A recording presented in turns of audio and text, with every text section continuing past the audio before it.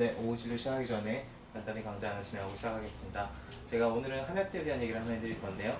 홍화라는 꽃에 대한 얘기입니다.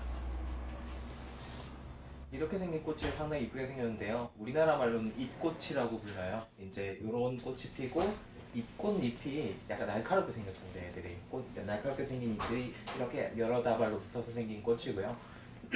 이 꽃이 염색으로 쓰기도 하고 막 그렇습니다. 홍화 들어보신 분들은 들어보셨을 거예요. 이제 한약재로 쓸 때는 이 꽃잎들 다 떼서 쓰게 되는데 이제 다 떼서 모으면 이런 식으로 돼요. 요거 이제 다려서 쓰게 됩니다. 이제 성비랑 효과를 보면 성비는 미신, 무독, 성온하다고 되어 있어요.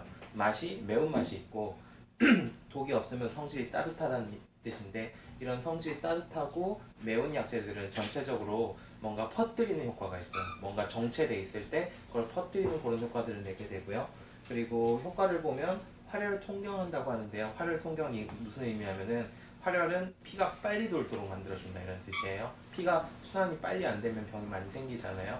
그리고 통경한다는 거는 경맥을 통하게 해준다 이런 뜻도 되고 월경을 안 하는 경우에 월경을 통하게 해준다 이런 뜻도 됩니다.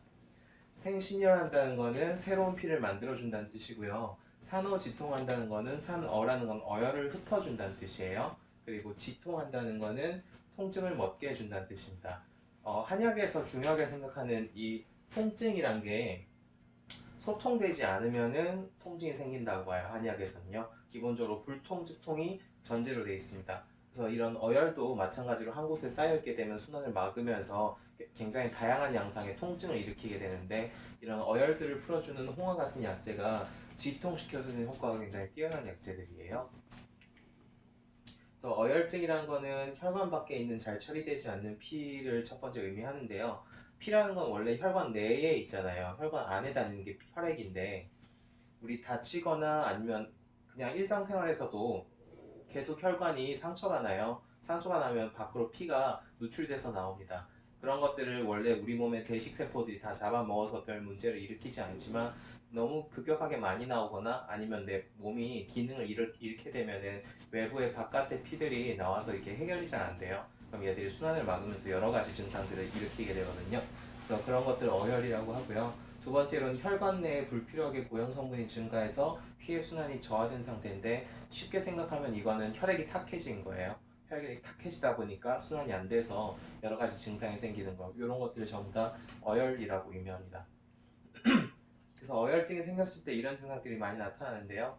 이제 홍화가 쓰는 증상들이 이런 증상들이에요. 첫 번째 생리통이 심한 분들, 젊은 여성분들 요새 이런 분들 많죠. 자궁에 어혈이 쌓였을 때 생리통이 굉장히 극심하게 오게 되고요.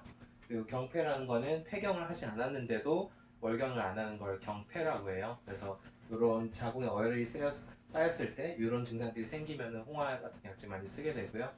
질박손상이란 거는 다쳐가지고 멍든 거예요. 그런 걸 질박손상이라고 하는데 그럴 때 쓰고요. 창양종독이라는 거는 피부에 종기 난 거를 창양종독이라고 해요.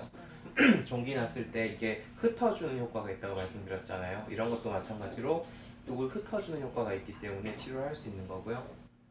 진가라는 증상이 있는데 요거는 요 아랫배 쪽에 뭔가 덩어리가 만져지고 요즘 말로 치면 뭐 자궁 근종 같은 질환이에요. 덩어리가 생기고 돌아다니고 이런 증상들인데 그런 것들을 치료를 해줍니다.